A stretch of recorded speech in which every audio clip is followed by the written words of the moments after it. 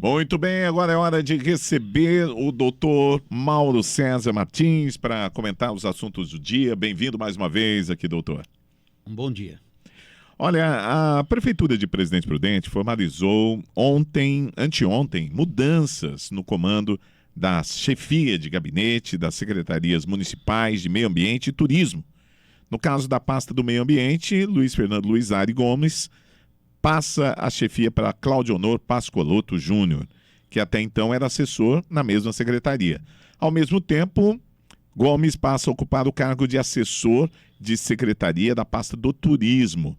O secretário municipal de Cultura, Yuri Correia dos Reis, passa a acumular também o comando da pasta do Turismo no lugar de Miguel Francisco Pereira.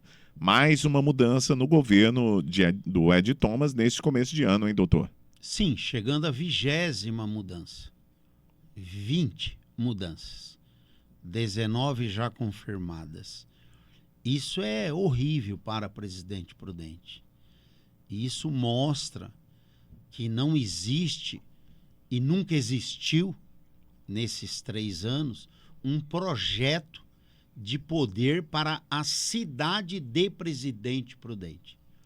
O que você nota claramente com essas mudanças domésticas é que se muda o grupo de amigos dentro dos cargos da prefeitura, né? Os favorecidos por favores políticos, os outros por amizades de muitos anos, como é o caso, por exemplo, de Geraldo Gomes. Estou vendo aqui, Fernando Luizari, mais uma vez, fracassa na questão do lixo, fracassou no Tupã e fracassou agora. Agora ele vai lá para a Cidade da Criança, mas a Cidade da Criança fechou, né? Então, aí você coloca... fica muito difícil a gente falar de profissões, né? Mas, infelizmente, um indivíduo tem uma profissão.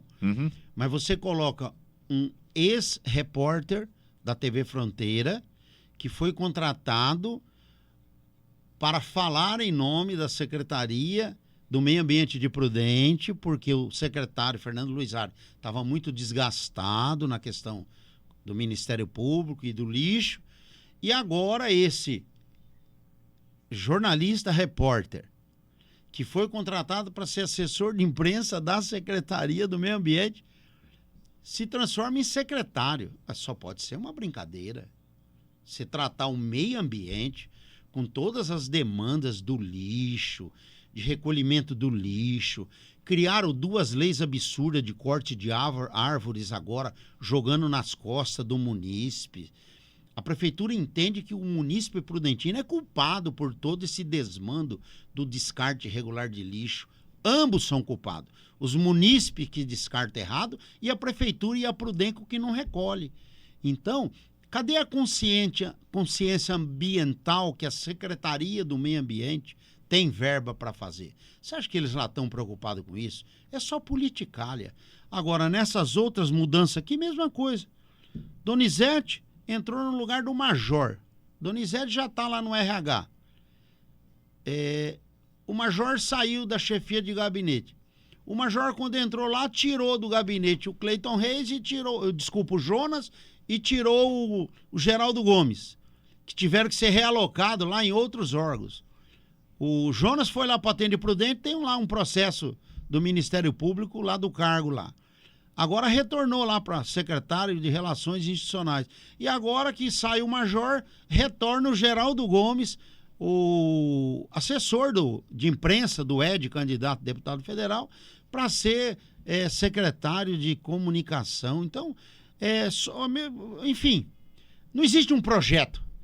Não existe um projeto administrativo para Presidente Prudente. É só um compadrio, é só um acerto de amigos. E Prudente não merece isso. Muito bem, notícia número 2, o Supremo Tribunal Federal condenou esta semana mais 29 pessoas acusadas de participação nos atos de 8 de janeiro. Nos processos que eram julgados em plenário virtual, a maioria dos ministros votou pela punição de todos os réus. Com a nova leva, então, o número de condenados chegam a 59. 59 condenados sem direito a uma segunda oportunidade de ser julgado. O Supremo, neste inquérito, transformou o Brasil, na minha opinião jurídica, como uma Cuba, uma China, uma Venezuela. Isto é, o Supremo, ele investiga, ele julga e ele pune. E você não tem o direito sagrado universal de duplo grau de jurisdição. O que resta? No futuro, quem sabe, uma anistia, senão esses indivíduos que participaram do ato de 8 de janeiro morrerão na prisão, porque a maioria são velhos, condenados de 18 a 24 anos de prisão. Já morreu um, né? E cada dia vai morrer outros, né? E é muito triste isso para o direito brasileiro. É muito triste. A OAB nada fala, a OAB federal, ela se cala, ela consente com isso. Houve uma tentativa de rebelião da OAB de Minas, mas eu acredito que as outras OABs também pressionaram para Minas não criticar o Supremo. Por quê? Porque a OAB é que indica os ministros dos tribunais superiores para o 5º Constitucional. Então, é um compadrio, né? É um compadrio. E, infelizmente, o devido processo legal, ele se perde nesses tempos autoritários de Alexandre de Moraes, Dias Toffoli, etc. E uma ausência total da Procuradoria da República também.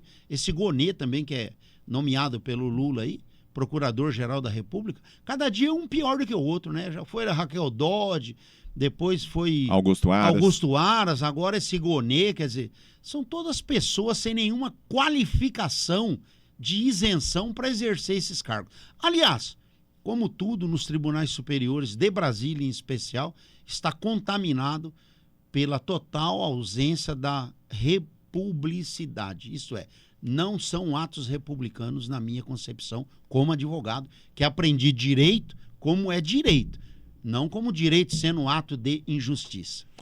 Muito bem, uma terceira matéria aqui. O líder da oposição no Senado, Rogério Marinho, afirmou no começo da semana que o ex-presidente Jair Bolsonaro continua sendo, abre aspas e fecha aspas, tá? Candidato pelo partido para o pleito de 2026, apesar de inelegível. As palavras do Rogério Marinho são as seguintes: ele é a maior liderança do Brasil, disse o senador em entrevista ao Roda Viva da TV Cultura.